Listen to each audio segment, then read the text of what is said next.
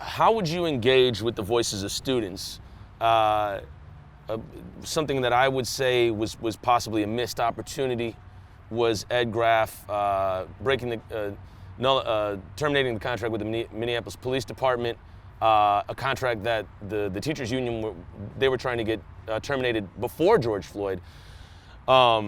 And he terminated it, the contract with MPD, and then introduced a new contract with basically privatized security that would get paid $20,000 more, a reported $20,000 more than teachers, and it almost seems like it's just replacing something with something mildly similar, but just not with the title of MPD. None of that was taken up with any students or discussed with students at all. My question is, how would you authentically engage students in decisions that affect them? Something like privatized security. I think what's really important is to identify how students are talking, who they're talking to, how they like to communicate, and that might be something I'm not used to. It might be a social media platform I'm not familiar with.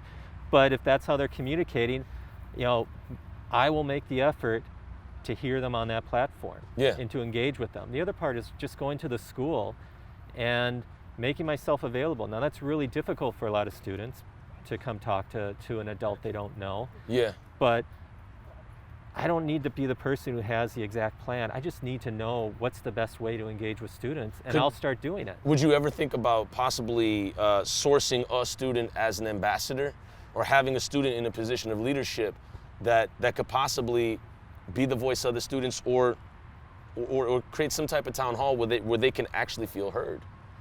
I'm very open to that. I'd support that. I'd find ways to make it happen. Yeah. Find avenues to make it happen. And I definitely commit to that. And that's one of the ways, finding student ambassadors, identifying student leaders, either officially or unofficially in a school, and trying to engage them and talk with them and bringing them together. A lot of times there's going to be a specific teacher or a paraprofessional in the building that they really trust, and just sitting down and saying, hey, let's sit down with that person, and I just want to hear what you have to say, and really committing to listen, and then following up and giving them an idea, because a lot of people get upset, feel disengaged when they don't know what's going to happen next. Yeah.